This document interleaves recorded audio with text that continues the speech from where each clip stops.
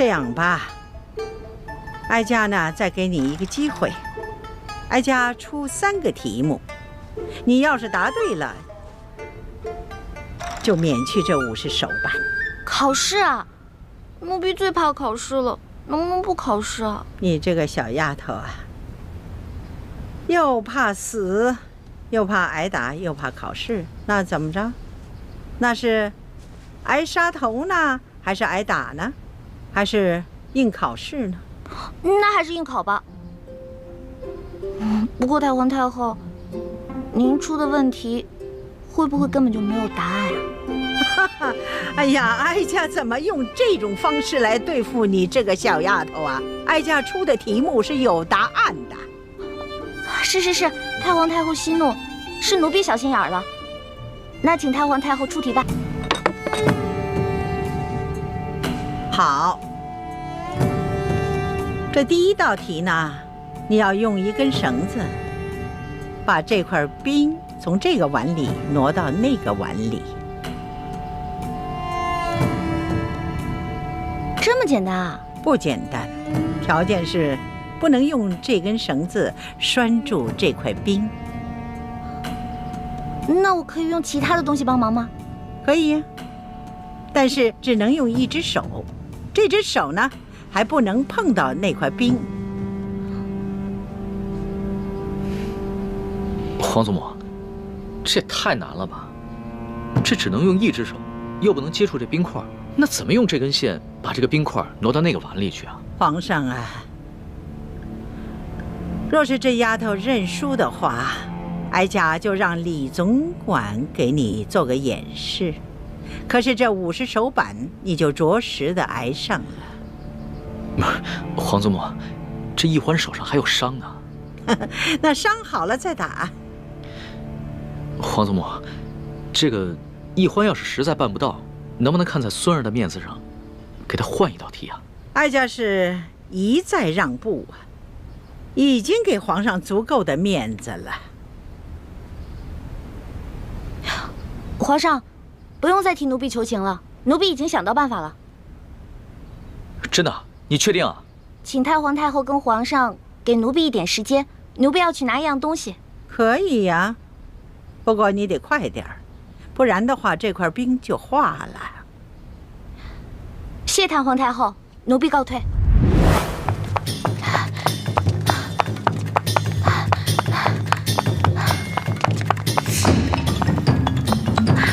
让开！哎，谁家野孩子呀？没点规矩！让开！哎，这孩子。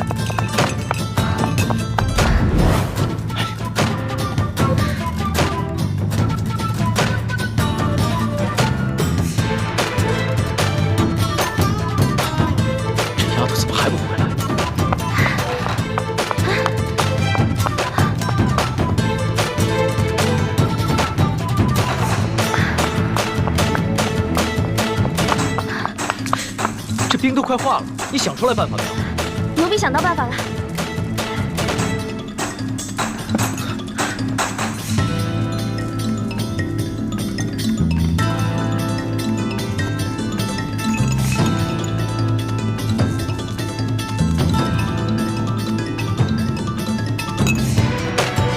好了，稍等片刻就可以了。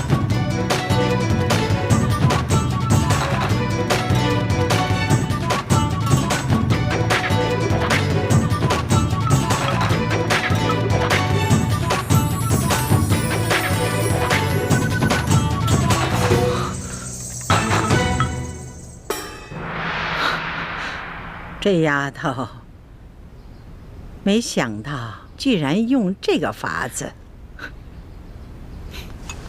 你这罐子里边装的什么东西啊？这是奴婢抓紧一切时间从御膳房拿了1罐盐。哦，朕明白了。朕以前学的功课里边也有这一门知识，只不过刚刚情急没有想起来。奕欢，想不到你还挺博学的。皇上千万别夸奴婢了。从小到大，奴婢不喜欢好好学习，但是什么都学，只会那么一点点，杂而不精，跟博学2字万万沾不上边儿。奴婢之所以知道这个办法，是因为小的时候，在冬天啊，奴婢喜欢跟自己的哥哥用盐水呢冻冰人儿，所以才知道这个法子的。好啊，小丫头，这第一道题就算你过关了。哀家接下来再考你第2道题。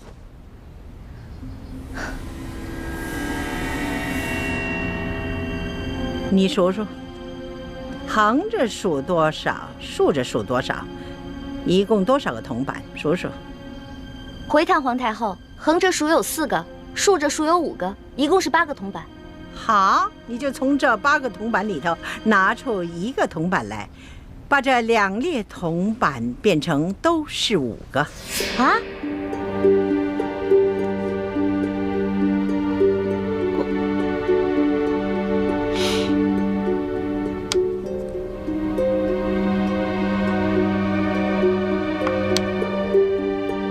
可是这不对啊，横着就变成5，竖着变成4个。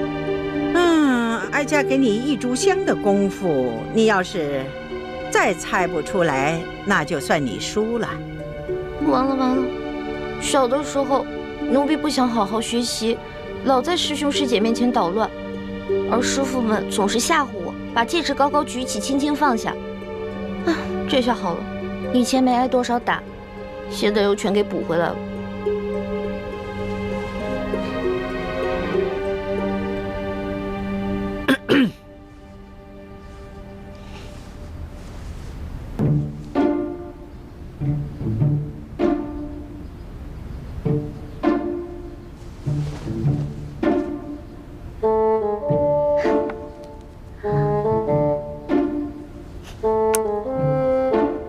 太皇太后，您只说了只能移动1个铜板，但您却没有说不能重叠。您看奴婢做的对不对啊？哎呀，小丫头啊，这是你自己想出来的，还是有人帮衬你作弊呀？太皇太后恕罪，其实是皇上先想出来的，然后告诉了奴婢，奴婢才说出答案的。你这丫头，朕好心帮你，你还出卖朕。皇上，对不起，如果这道题没做出来是小事儿，但是如果因此欺瞒了太皇太后，那可是犯了大罪。皇祖母，其实呢，孙人也就是摆了个手势，不能算是作弊。再说了，这道题啊，它本来就简单，孙人就算不提醒易欢，易欢他自己也能想出来的。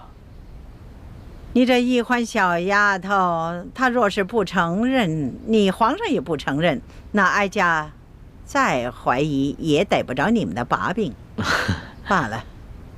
就看在你这小丫头诚实的份上，这道题就算过了。谢太皇太后。太皇太后，您人真好，就像画里走出来的观世音菩萨转世似的。净说漂亮话。好了，哀家呢，接下来再给你下第3道题。不过呢，皇上，你就不能再度的帮衬作弊了。孙儿明白，这第3道题，孙儿绝对不会再帮他作弊了。你如果再作弊，当然也算输。这第3道题，小丫头，你听好了啊，什么事情别人都能做得到，偏偏你自己做不到。这个嘛，奴婢知道了。除了奴婢，其他人都能杀了奴婢，唯独奴婢自己不能杀了自己。好，这个答案好。皇祖母，这一关易欢算是过了吧？哎呀，皇上啊，不要高兴得太早了。你想想啊，一个好好的人，他为什么平白无故的去杀人呢？当然了，每个人都有能力去杀自己，只是呢，看他愿意不愿意杀自己。所以呢，这个答案不对。这道题的答案不对啊？当然了，这个答案呢是需要有人来演示的。太皇太后，奴婢现在脑子都成浆糊了，实在是想不到答案。看来你是自愿认罚了。皇祖母，孙儿也不敢再为易欢求情了。孙人只是希望你能多给奕欢宽限1日的时间，让奕欢自己回去好好想想。好啊，那就看在皇上的面子上，就宽限你1天。为了不让别人给你帮衬作弊，哀家就要把你留在慈宁宫1天。待到明天这个时辰，你要是再答不上来，那就要着实挨打了。谢太皇太后。李欢这个小丫头，真够机灵的啊！轻而易举的就解了这几道题。原本妾身出的第2道题是可以难住李奕欢的，如果不是皇上相助，只怕他早就输了。皇后不要这么想，即使是皇上没有相助，这李奕欢他也会答得出来的。只不过是呢，多花些时间罢了。幸好皇祖母出的第3道题把他难住了，就算他想了3天3夜，也未必想出答案。只是，又怕这一夜之隔，又有人给他送答案去了。只要皇后你知道哀家为什么出这3道题的目的，就可以了。为什么计较结果呢？如果这李奕欢没有想出这个答案来，那作为皇后你该怎么做才会是最好的结果呢？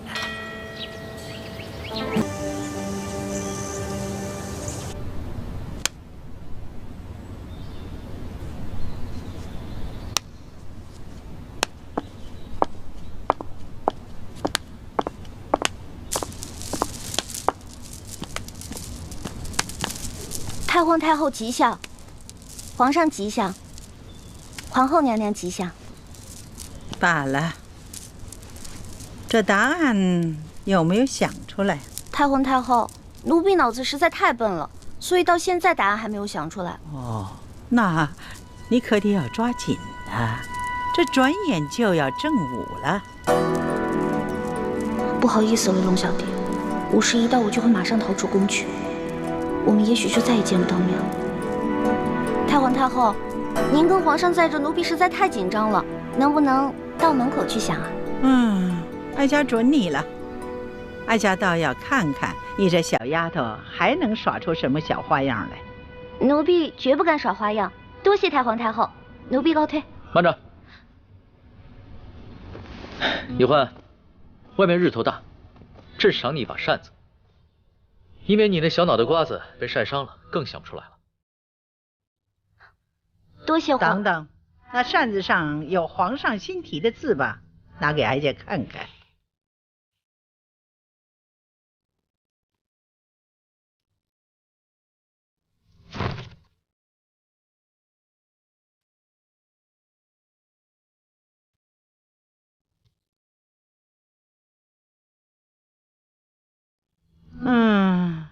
以哀家看来，这皇上的字就是好啊。拿着吧。多谢皇上。奕欢，你腰上的那个琉璃坠子倒是挺别致的。朕记得你哥哥也有一块同样的吧？奴婢跟哥哥是同日所生的双胞兄妹，这个琉璃坠子呢，是爹送给我们的生日礼物。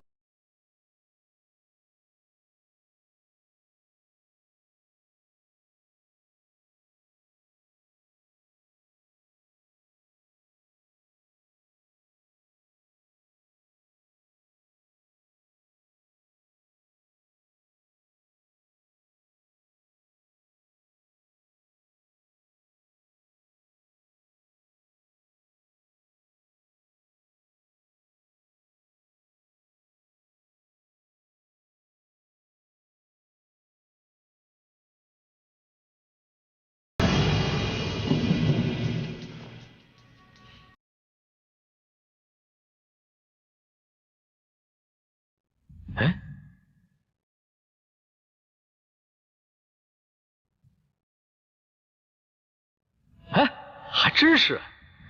这个字又显出颜色来了，而且字体还变大了。这个琉璃坠其实是一个彩色的放大镜，是微臣的爹从一个西洋商人手中购得，送给臣和臣妹的10岁生日礼物。臣兄妹各有一个，随时带在身上。到时候，皇上只要将答案用这药汁抄写在这扇面之上，传递给臣妹即可。告诉她，用这个琉璃坠，她就会明白了。李太医，朕真的很羡慕你，能和易欢有这么美好有趣的童年。不像朕，10岁的时候就父母双亡，而且还不得不提防宫中各路势力的算计。行了，那你赶紧去吧，要是耽误了时间啊，朕也救不了你。多谢皇上。慢着，外面天气太热了，本宫就赏侍淑姑娘一方丝巾，擦擦汗吧。多谢皇后，奴婢告退。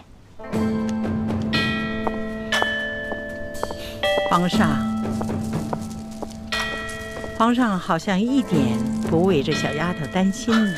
皇祖母，易欢她只是本性纯良，并不是笨，孙儿相信她一定能想到答案的。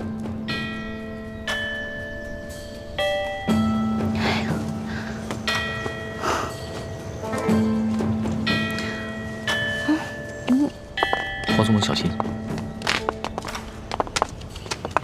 来，皇上，能不能叫2个人帮奴婢推下车啊？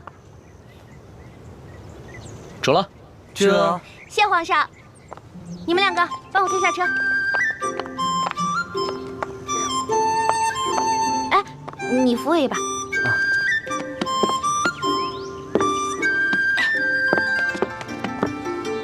走吧。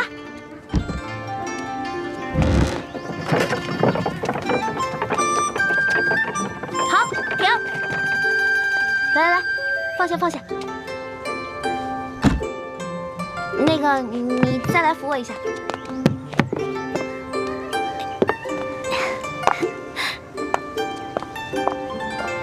太后，您看啊，这只有推车的人才能推动这辆车，而乘车的人永远推不动这辆车。我说的对吗？好，这个答案妙。皇祖母啊，这个答案啊，不仅解了题，这好像还给我们所有人一个警示。这有些事啊，只有旁观者可为，而当局者永不可为。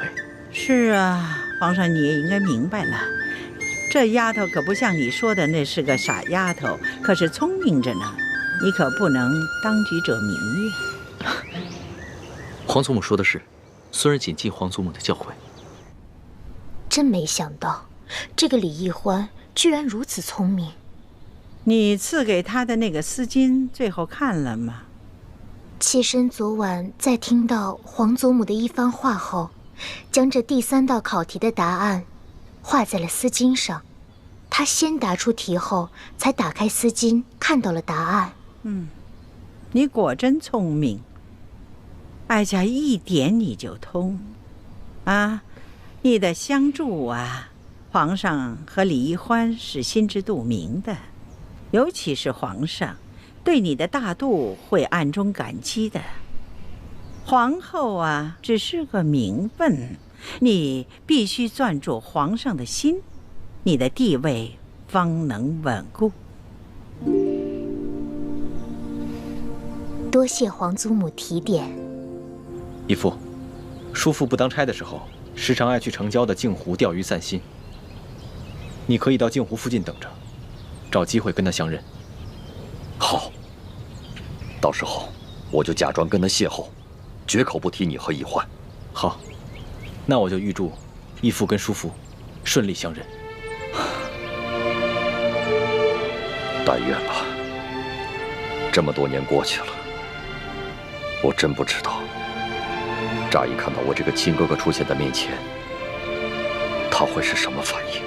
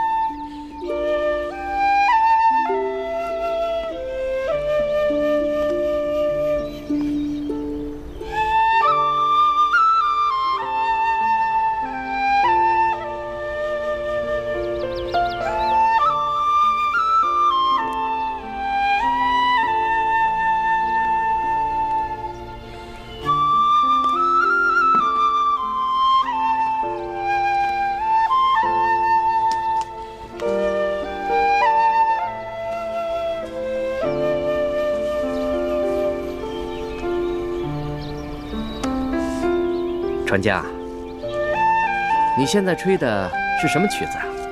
我怎么听着这么耳熟啊？好像是在哪儿听过一样。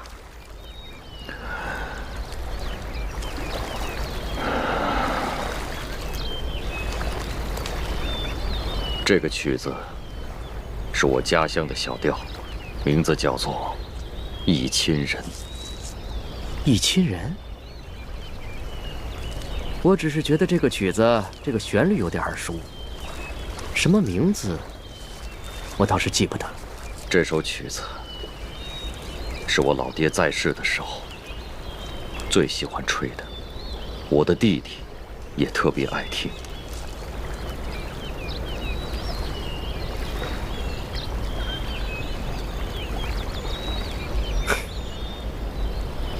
这个曲子啊，我小的时候也特别爱听，只是有好多年没有听到了，现在也忘得差不多了。真没想到，今儿在这儿听到了。客官莫非也是陕西榆林人士？没错。那你可记得，皂角村中有一户姓李的农家，那户人家有一对孪生兄弟，哥哥叫李德禄，弟弟叫李德福。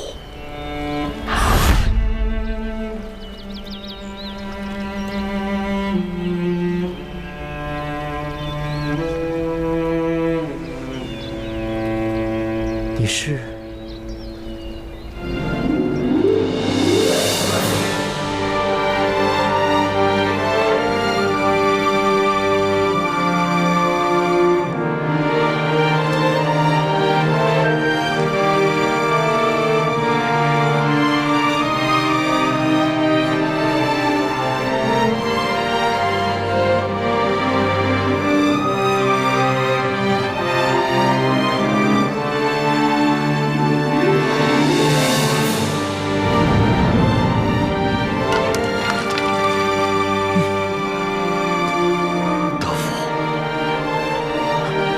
认得哥哥吗？你还活着？你没死？德福，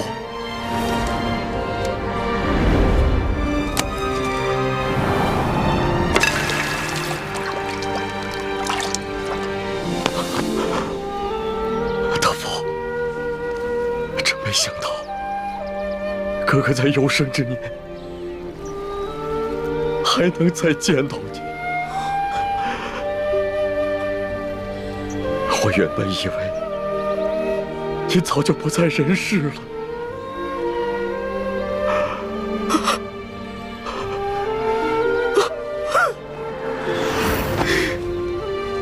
哥，德福，哥，德福。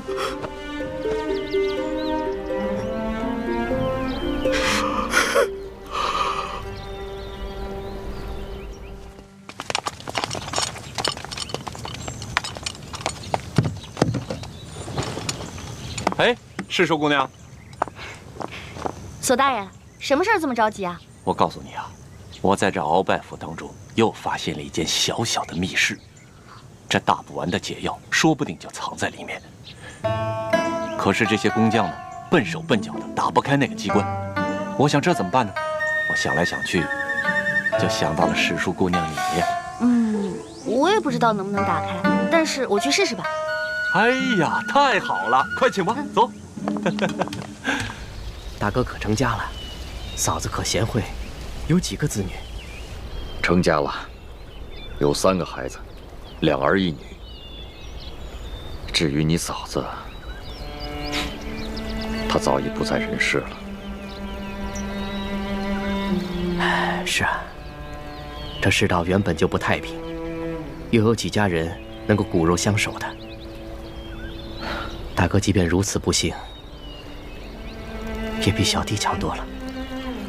当年你引开追兵之后，我就一个人在外四处流浪，到处打听你的下落。后来多尔衮把我抢了去，在他府上做了奴才。几年之后，他见我做事机灵，就把我净了身，送到皇太极身边伺候。那时候，我本已有了心仪的姑娘，却被迫做了这不男不女的太监。小弟啊，这么多年你受苦了。大哥真的没有想到，你还能认我这个哥哥。我原本以为你现在在紫禁城中是要风得风，要雨得雨，而我却是穷困潦倒。我真没想到，你还能认我。哥，你说的这是什么话呀？我在这个世界上，就你这么一个亲人了，我怎么会不认你呢？哥，我如今有了用不完的金山银山，正愁没人跟我分享呢。这下好了，你来了，哥，你把侄儿侄女都接进京来，我在京城给你买一处大宅院，然后再续几房妻妾，咱们兄弟好好享受这下半辈子。弟弟啊，你的这番心意，哥哥心领了。但是哥哥这次找你，并不是为了你的钱财。哥，你一定是想谋一个好的差事，对不对？你放心，包在小弟我的身上。1个月之内，我先给你谋个闲职，年内呢，我再找机会把你外放到一个油水充足的富庶之地，怎么样？我也不是为了做官，既不想发财，又不想做官，哥，那你到底想要什么？只要兄弟能办得到的，绝对没问题。德福，你知道哥哥现在是什么身份吗？什么身份？我很久以前已经把名字改了，我不叫李德禄了。那哥哥如今叫什么？李定国。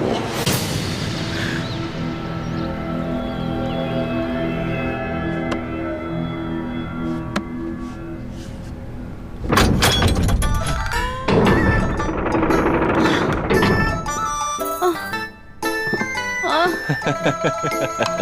死我了！哎呀，世淑姑娘，真是辛苦你了啊！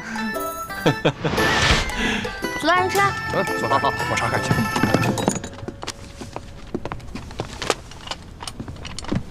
左大人，啊，这箱中没有解药，全是文书信件。没有解药，我看看。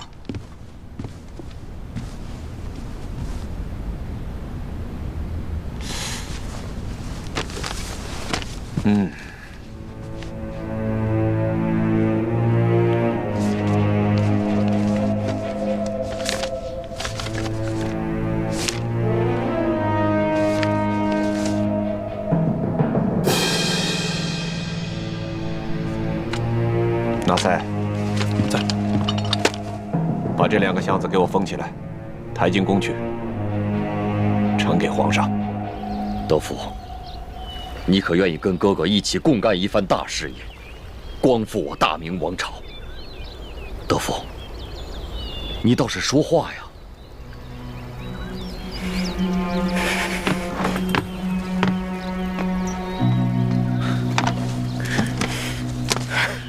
德福，你就心甘情愿地做大清的奴才吗？做大清的奴才怎么了？他中明王朝给过我什么？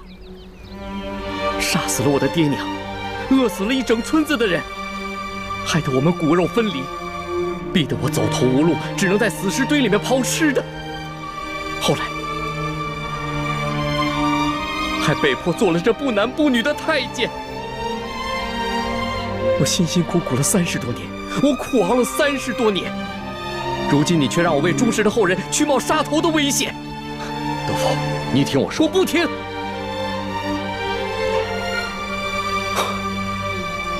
我知道，我听说过你李定国，朝廷还以为你战死在云南，没想到你还活着，还组建了一个什么大明义士联盟。道不同不相为谋，你我都不必妄想劝动对方。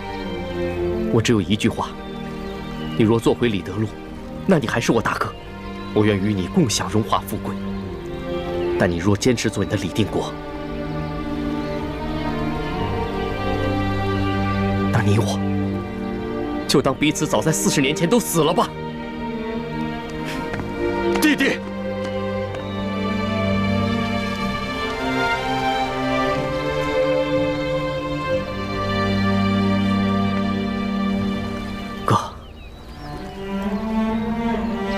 我最后问你一句，你是要做李德禄，还是做李定国？我李定国，生是大明的人，死是大明的鬼。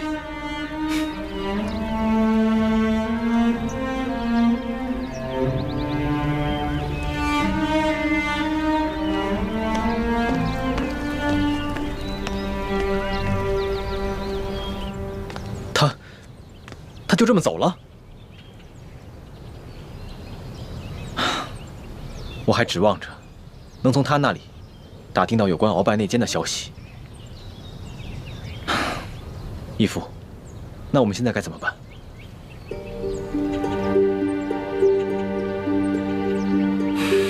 既然他贪图荣华富贵，敢为大清走狗，那我就当他40年前就已经死了。现在的他，就只是大内总管李德福，不再是我的弟弟。你们以后行事，一切以我联盟利益为重，切不要顾及我和他的兄弟之情。他中了鳌拜的大补丸之毒，现如今，鳌拜被关进了天牢，若没有康熙的手令，谁也不能见他。鳌拜没有办法把美约大补丸之毒的解药给他。义父，你看，我是否要把彻底解除大补丸之毒的解药给他呢？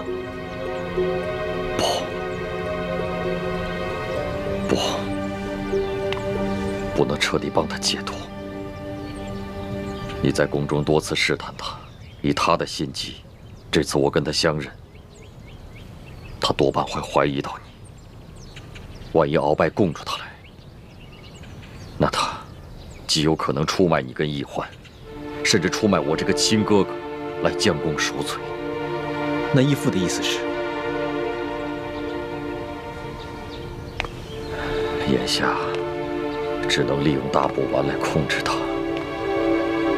这样一来可以保证你跟奕欢在宫中的安全，二来你跟奕欢在宫中行事，有他相助，也会便利一些。可他毕竟是您的亲弟弟，我跟奕欢的叔父，我们这么做，未免也太……太子，你以为我如此算计，我的心里就好受吗？他可是当年我豁出性命去要保护的亲弟弟呀！可现在在国家大义面前，我没法再顾及兄弟之情。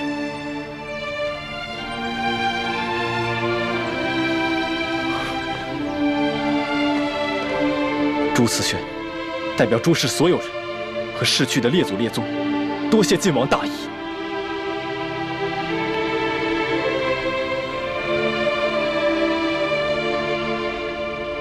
真没想到，李公公居然是我爹的亲弟弟，我的亲叔父。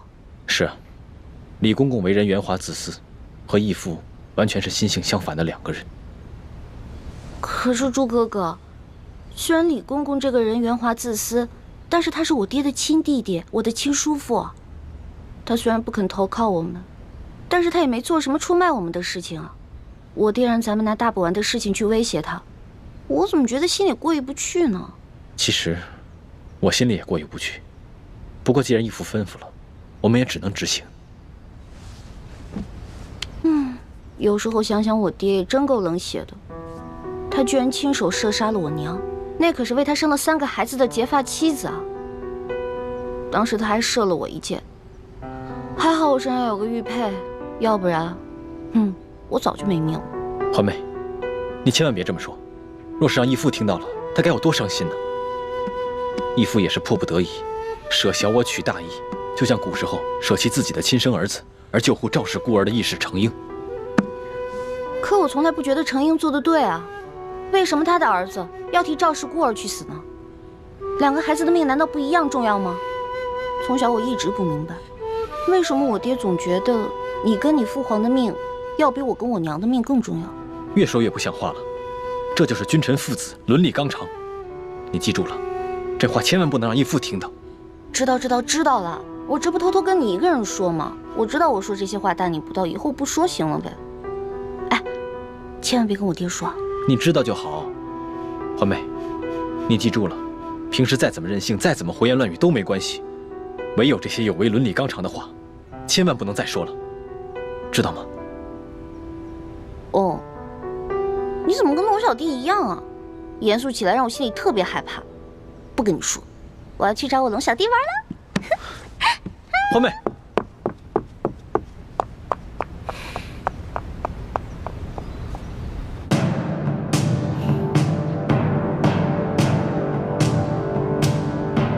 你们都先退下，朕想静一静。这。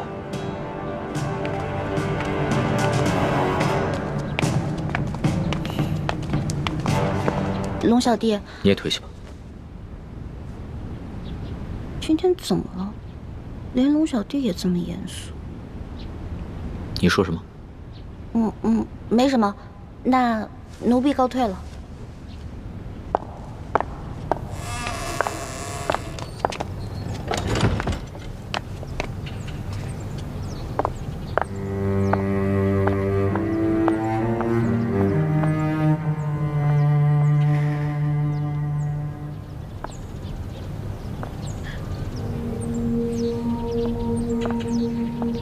叔父在这宫里熬了30多年，才换来看似风光的荣华富贵。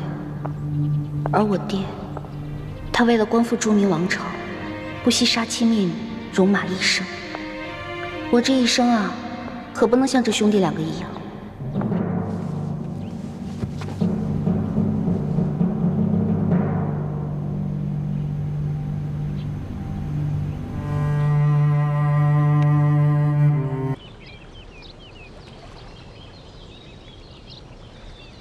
玄烨，你个无知小儿！老夫虽然是你的眼中钉、肉中刺，可老夫是大清的8旗子弟。你我之间的君臣矛盾，不会动摇大清的根基。而那个李氏兄妹，他们不一样，他们来历不明，行为诡异，说不定就是那反清联盟的余孽。玄烨小儿，你果真是一个没有出息的君王。 你被那李易欢的美色所迷惑，你被李氏兄妹2人玩弄于股掌之间。我们这些8旗子弟打下来的江山，终将要毁在你的手上。老夫倒要看一看，你有何脸面去见爱新觉罗家族的列祖列宗！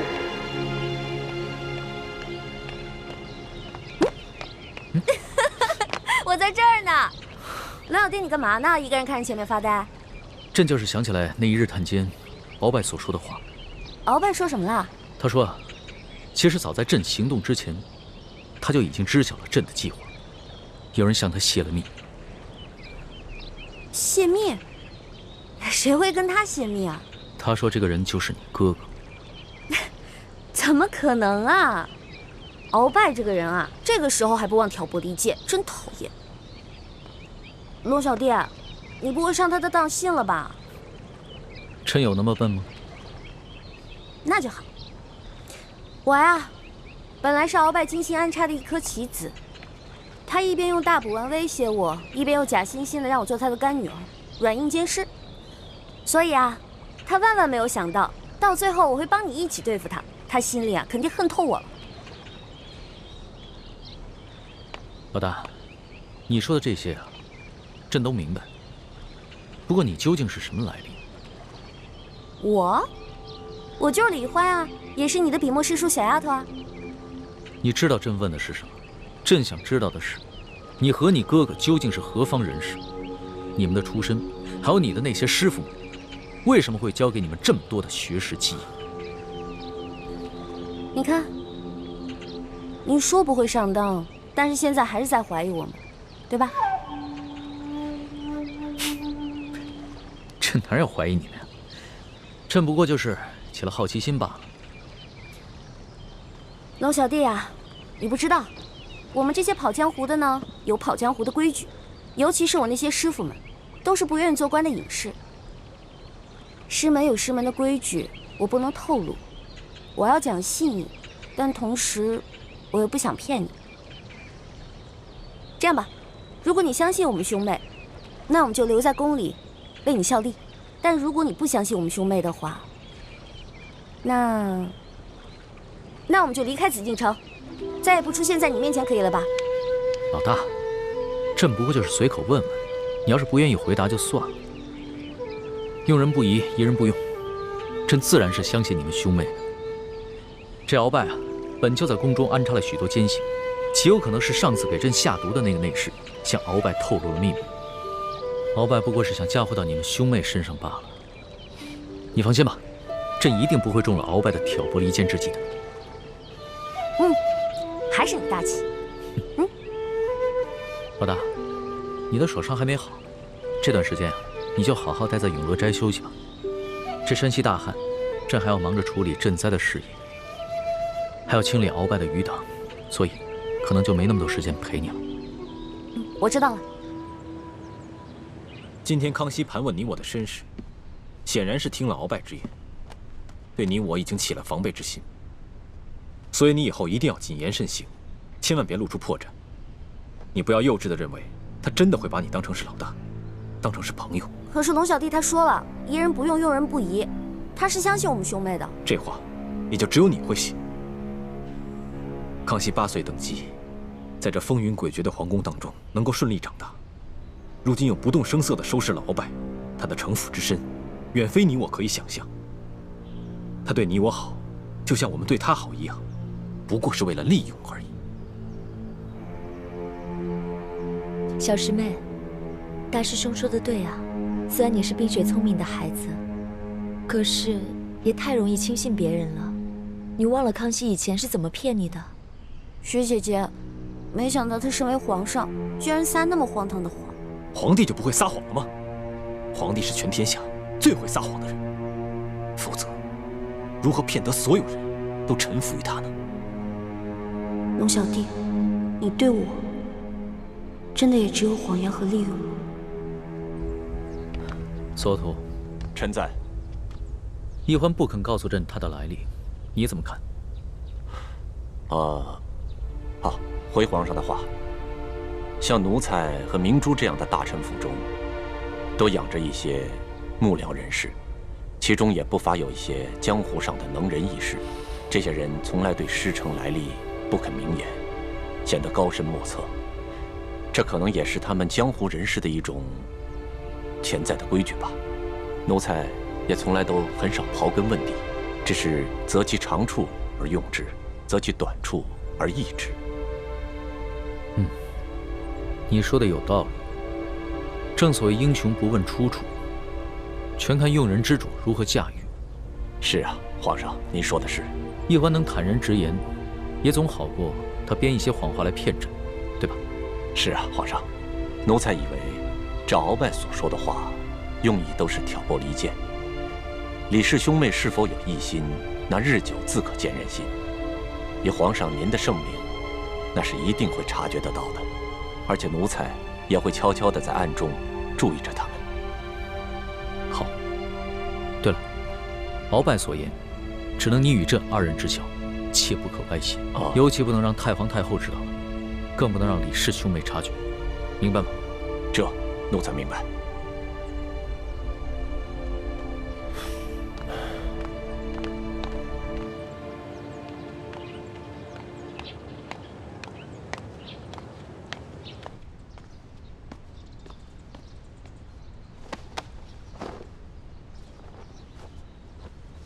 奴才索额图叩见皇后娘娘。索大人不必多礼，平身吧。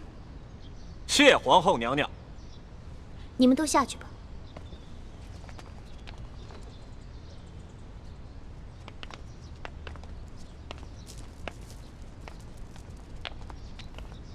三叔。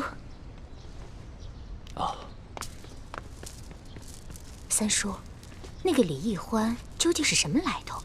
什么品质位分都没有，皇上还单独给他赐了一个笔墨侍书的职位，还给他在后宫单独赐了所宅子，不伦不类，还真是开了我大清朝的先例。皇后娘娘，您这些话就在奴才面前说说得了，可千万不要在别的人面前提起，万一传到皇上的耳朵里，皇上会不高兴的。皇上从未对任何女人另眼相看，本宫这心里总有些不踏实。皇后娘娘不要忧心，她李宜欢再怎么说也只是个汉女，而且还定过亲。皇上再怎么喜欢她，也威胁不到皇后。而且皇上啊，也只是图一时的新鲜，等这股劲儿过了，说不定就丢开手了。再说了，这李宜欢毕竟帮着咱们斗败了鳌拜，我们现在最主要的任务就是痛打落水狗，不给鳌拜东山再起的机会。别的什么，都等这件事情尘埃落定了之后，咱们再说吧。三叔说的有道理，本宫就暂且忍耐一下。哎呀，好热呀！自打我从明珠谷到京城，就一直没下过雨。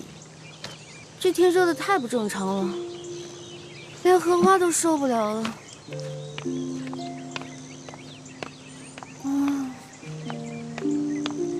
诗书姑娘，原来你在这儿啊！皇上啊，宣你去用膳呢。最近山西直隶两省大旱，后宫已经多日不沾婚了。皇上为了潜心祈雨，也好久没有开荤了，让我去用膳。难道皇上准备了什么好吃的，叫我悄悄过去打牙祭？诗书姑娘，这可是连皇后都没有得到过的恩宠，看来皇上对你还真是与众不同。谢谢李公公，让我去吃好吃的了。快去快去！小丫头，你别得意，当初中堂大人可比你还受宠，到如今还不是在天牢中等死了？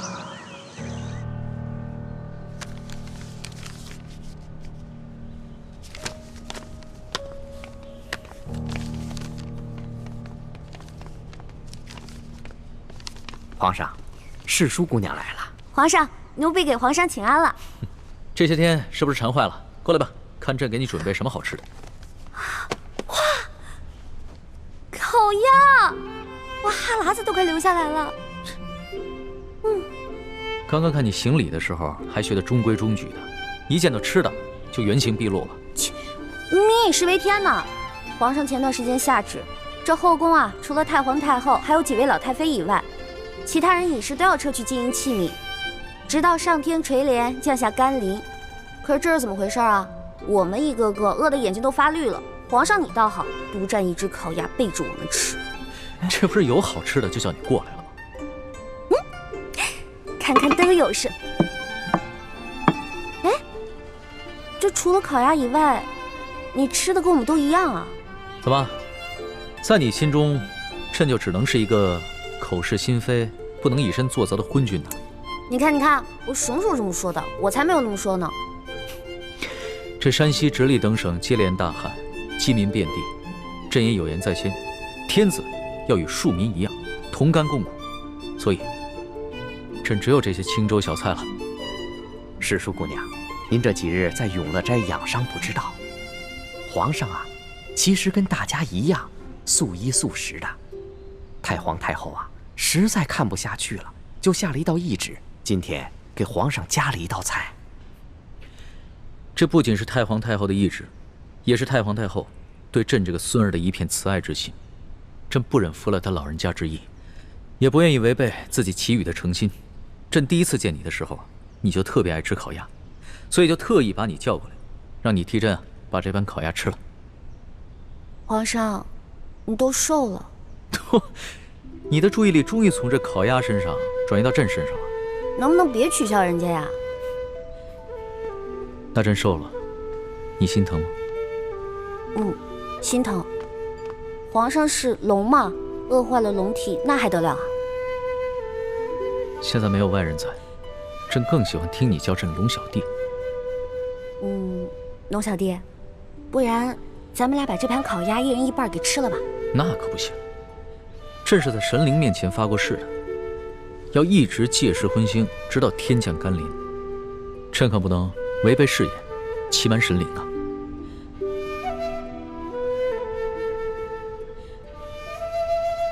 你一直看着朕做什么？朕的脸上有花吗？我只是觉得，龙小弟，其实你长得也挺好看的。是吗？朕第一次见你的时候，你就一直说朕什么暴君啊、昏君啊，还是什么全天下女人最不值得爱的男人。难得破天荒你还夸了朕一次啊！龙小弟啊，其实我觉得吧，这降不降雨跟吃不吃烤鸭完全没有关系。我也不是特别相信神灵，可是我跟你是结拜兄弟，那就要同甘共苦。既然你不吃烤鸭，那我也不吃，我跟你一起守信，对神灵的誓言。真不吃？当然了，这么看不起我呀？你以为我就是个贪吃的小馋猫吗？好好好，是小弟小看了老大了。那老大就陪着小弟一起吃这些清粥小菜吧。不过我得把这盘烤鸭搬远一点，要不然我看着心里太痒痒了。龙小弟啊，你说现在山西干旱是最严重的，咱们在这儿节衣缩食的也没什么用吧？所以啊，朕已经命了山西巡抚刘德昭监驿馆安顿灾民，开官仓赈灾。朝廷呢也拨了一些赈灾银两，还令地方官每隔10里打一口深井，帮灾民抗旱。记得我12岁那年，家乡闹旱，也是到了秋天颗粒无收。我呢就跟着乡亲们去挖野菜吃，那种挨饿的滋味我一辈子都不会忘，太难受了。你说的那次灾情啊，朕也记得，但这次的灾情比那一次更为严重，所以朕除了做一些应对的赈灾措施以外，还每天晚上亲手抄佛经，祈求天降甘霖。抄写佛经？皇上，我现在手已经好的差不多了，今天晚上我陪你一起抄佛经吧。好，吃吧。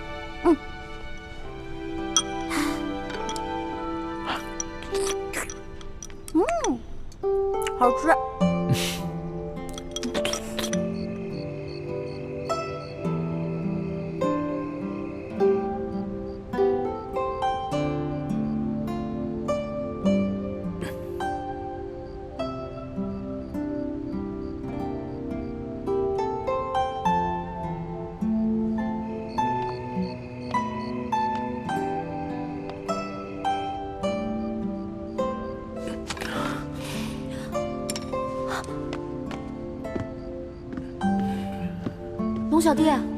龙小弟，你怎么了？来人啊！来人！皇上怎么了？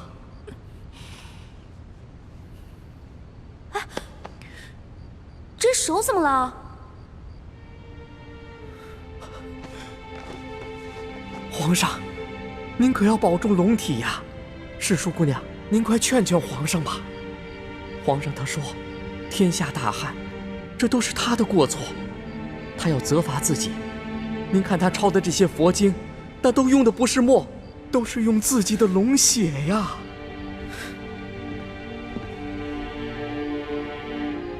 多嘴。快！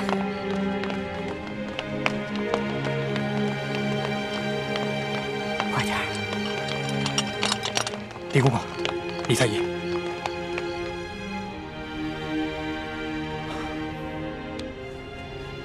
皇上这脉象不对啊。虽说皇上日理万机，劳累过度，近段时间饮食又过于清淡，但也不至于如此虚弱呀。皇上以血代墨抄写佛经，都抄了那么大卷了，身体自然而然就衰落下去了。原来是这样，皇上千万要保重龙体。微臣先给皇上开几副补气养血的方子，皇上自己也得多注意，要多进饮食，多休息。这时候谁劝都没用，除非老天爷降雨了。好了，朕没事了。这件事情一定要守口如瓶，千万不能让太皇太后知道。皇上，我收回之前的话，您是一个好皇帝。李太医，你赶紧去给皇上煎药吧。微臣告退。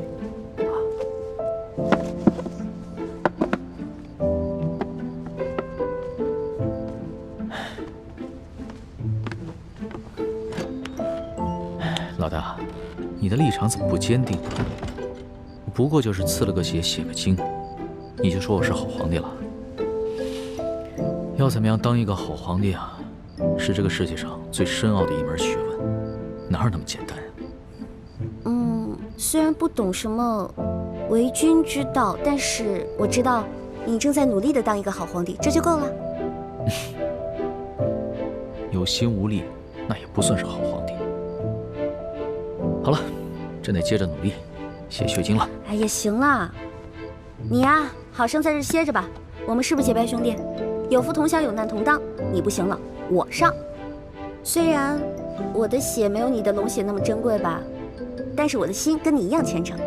好，只要心一样诚，你的血和朕的血一样珍贵。咱们俩联手书写血经，一定会感动上苍的。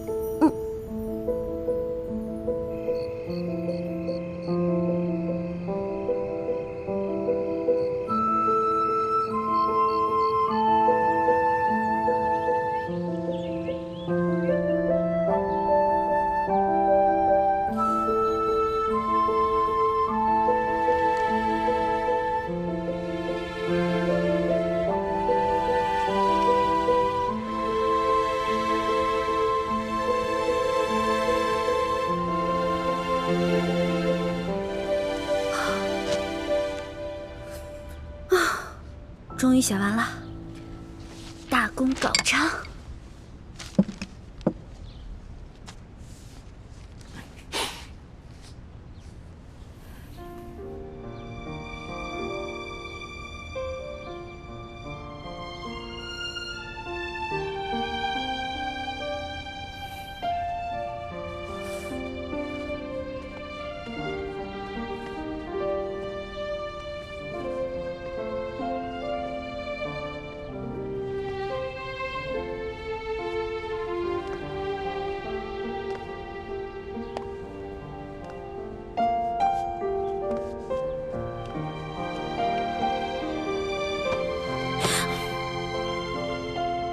老大，花儿，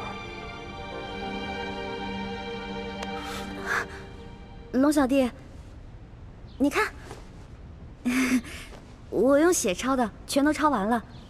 你要怎么奖励我啊？朕把自己赏给你，好不好？你看你又在乱说话了。我们现在是在祈雨，神灵看到这样，该觉得你不诚心了。那就看看你抄的佛经吧。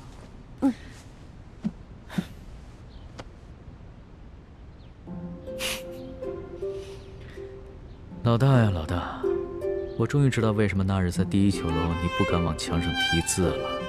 论到这个书法呀，你还是得多跟朕这个小弟学一学。当然了，你是皇上，你字写不好多丢人啊！我不一样啊，我的字又没有人收藏，又不用去卖钱，写不好没关系，而且神灵也不会这么挑剔的。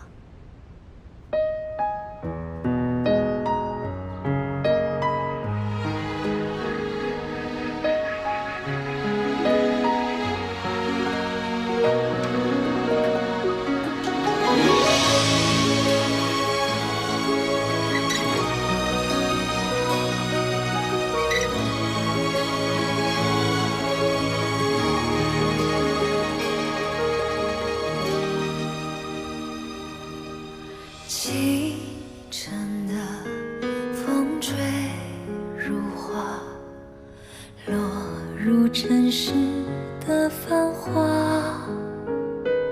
爱已来，卷风沙，恨不过一生的皇上，皇上，大喜呀！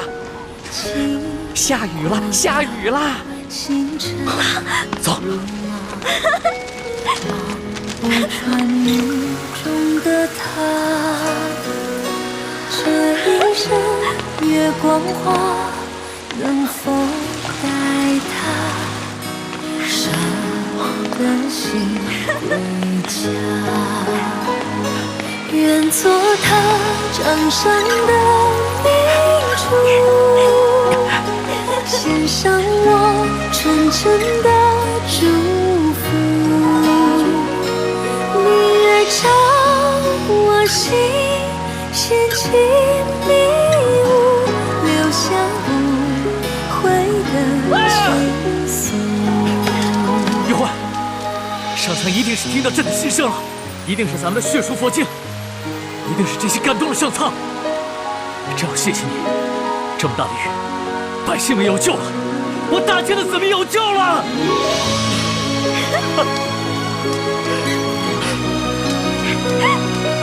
罗小弟，哇，好开心！星辰路马，望不穿雨中的他。这一生月光花，能否带他伤的心归家？愿做他掌上的明珠，献上我纯真的祝福。回忆中的路开满花簇，绽放半世的光速。愿做他掌上的明珠，献上我纯真的祝福。明月照我心，掀起迷雾，留下不悔的情愫。愿做他掌上的明珠，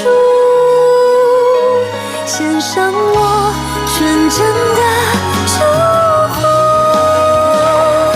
回忆中的路开满花簇，绽放半龙小弟，这个送给你，感谢你为天下的黎民苍生做的努力。是的。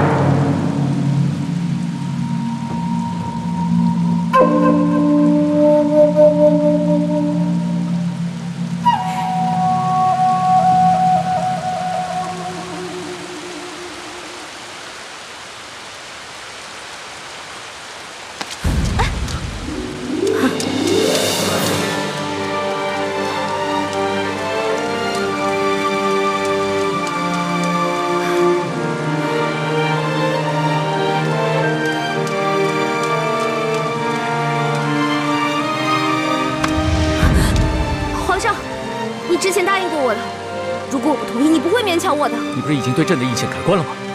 为什么还如此排斥朕？我承认你是好皇帝，可是我依然觉得，皇上是天底下最不值得女人爱的男人。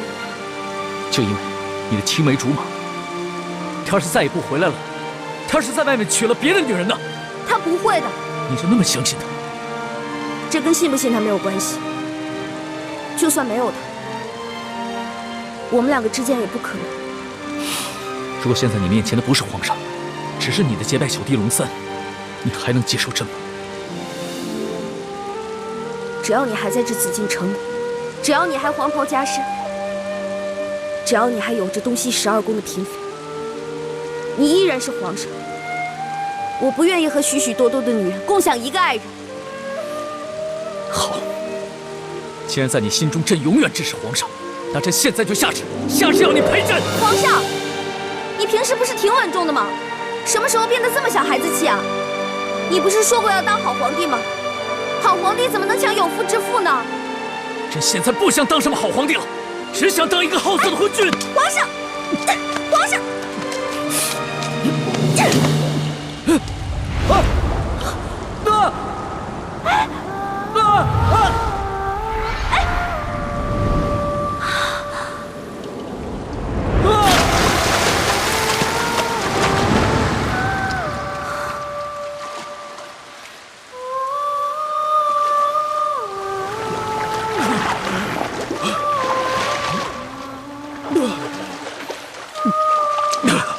李焕，你！皇上，奴婢又冒犯龙威了，请皇上恕罪。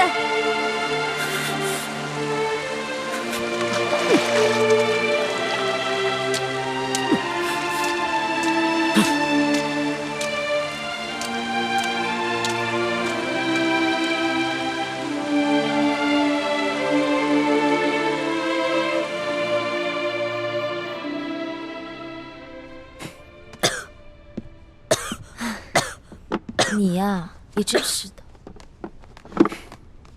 怎么样，得了风寒了吧？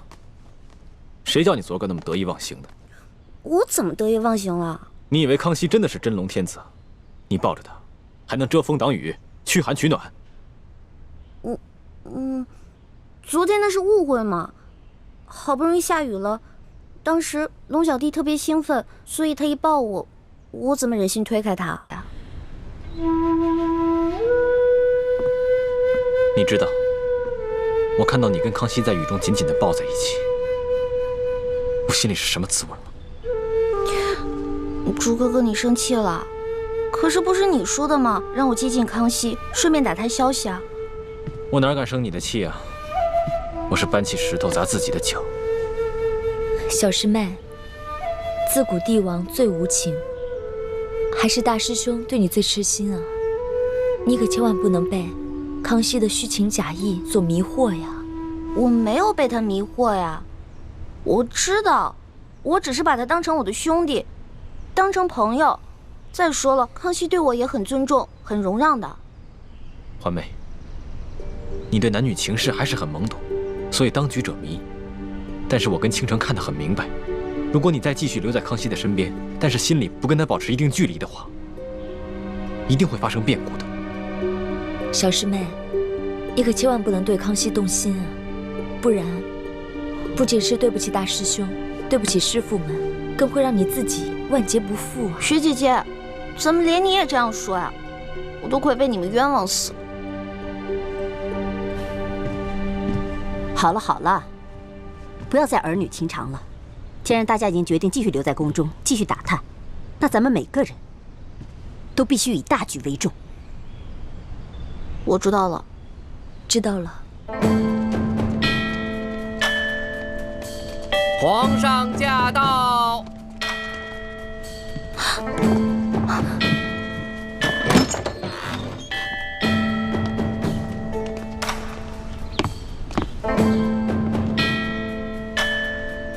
皇上吉祥！皇上吉祥！微臣参见皇上。都起来吧。谢谢皇上。李太医也在。哦，厉贵人前些日子被鳌拜的刺客所伤，虽然伤势已经复原了，但是伤了元气，还需要好好调养。婉心啊，你侍奉朕尽心尽力，又遭鳌拜暗算，差点没了性命。朕从现在起封你为丽嫔，也算是朕对你的一点补偿。臣妾谢皇上恩典。爱妃快起来吧。婉心啊，你温柔端庄，举止得体，你父亲呢，又是朕倚重的老臣，这个嫔位你完全当得起。明天朕就着人把你的东西全都搬到永和宫正殿，从今往后，你就是永和宫的正主了。谢皇上恩典。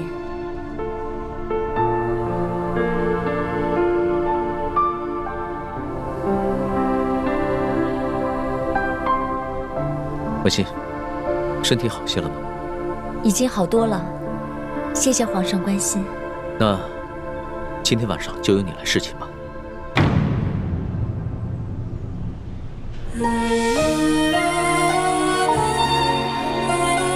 臣妾遵旨。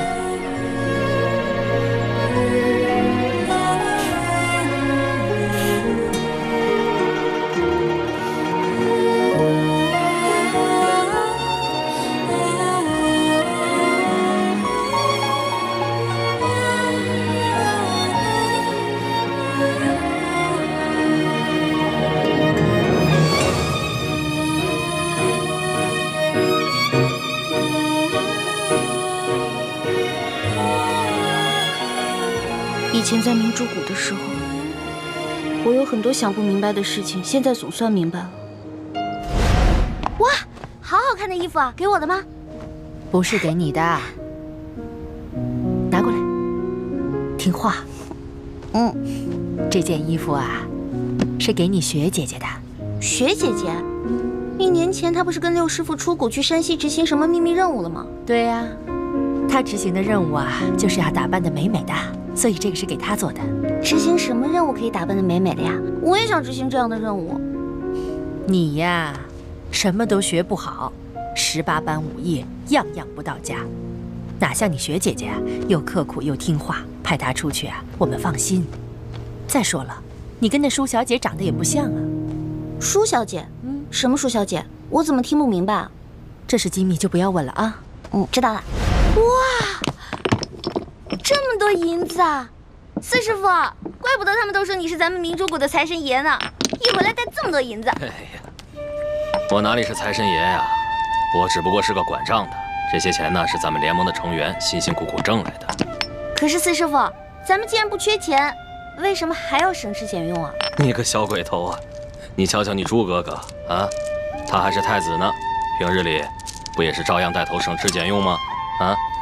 对啊，我知道他很节俭，可这些钱够我们花了，他为什么还要那么节俭啊？哎，咱们要光复大明，光靠谷里这几个人远远不够，我们还要招兵买马，那是一大笔巨款，钱要用到刀刃上，平日里的开销啊，自然要能省则省。哇，四师傅，这金镯子好好看啊，是给我的吗？哎，别，你给我啊，听话。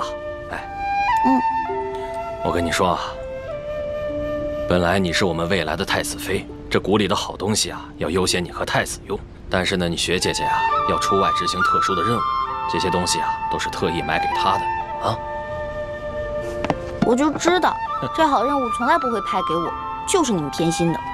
哎，你受得了你五师傅在你脸上动刀吗？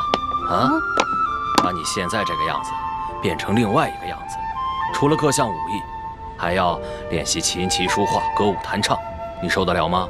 什么意思啊？在雪姐姐脸上动刀子，把她变成另外一个人了？明天等你雪姐姐回来，你自然就明白了。啊？哎，小师妹，你喜欢这个金镯子是不是？我答应你，等你过生日的时候，我一定送你一个比它还要漂亮的给你。呀，算了吧，金镯子太贵了，咱们1个月才半吊钱，哪买得起啊？你放心吧，我既然答应你了，就一定说到做到。哎，看一下嘛。好，看。大师傅，我回来了。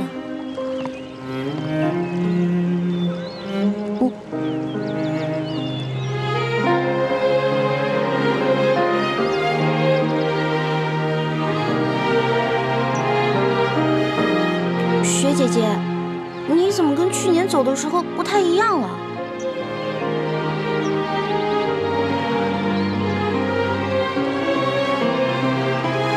小师妹，我在外执行了1年的秘密任务，就是要努力让自己变成另外一个人。